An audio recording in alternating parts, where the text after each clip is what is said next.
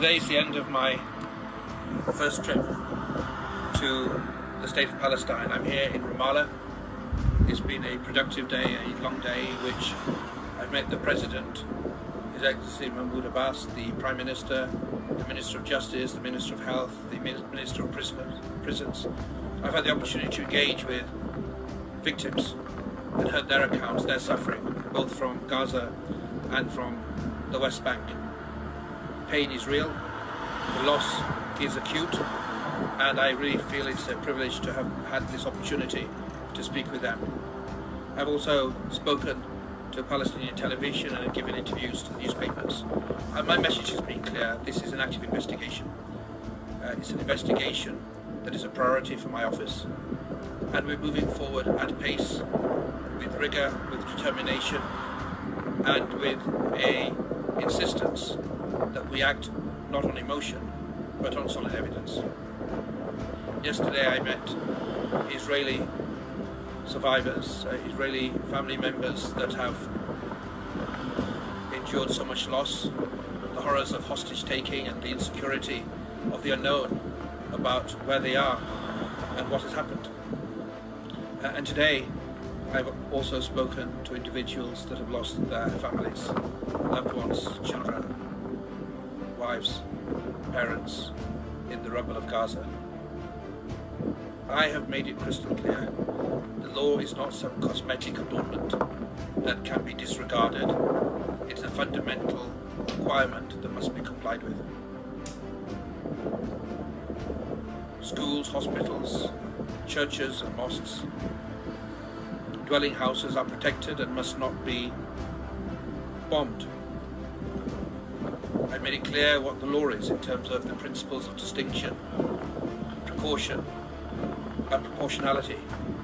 And leaving aside all of those issues, I've made it also abundantly clear that the law can't be interpreted in a way that it denudes it from meaning, that hollows it out, that fails to achieve what the Geneva Conventions were meant to do, which is to protect the most vulnerable of society, babies and children, the old and the infirm, civilian men and women. This is an insistence that is required by parties to the conflict and by Israel. I made that very clear here. I emphasized again that humanitarian assistance must be allowed in at pace, at scale, in Gaza. It is not acceptable. There's no justification for doctors to perform operations without light, for children to be operated upon without anesthetics. Imagine the pain of operations on children, on anybody, on any of us, without anesthetics. And also emphasize that Hamas must not divert any aid that's given. But I was crystal clear that this is the time to comply with the law. It's already late. But if Israel doesn't comply now, they shouldn't complain later. I emphasize settler violence is unacceptable. It's something we are investigating, we have been investigating, and we are accelerating investigations.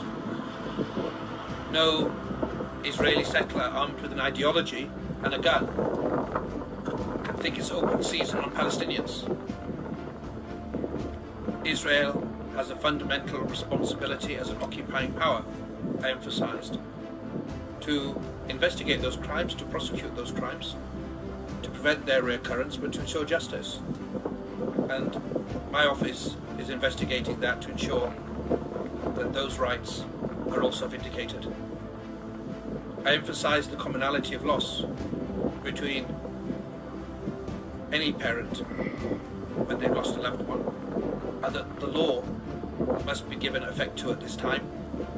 That's what the men and women of my office are trying to do.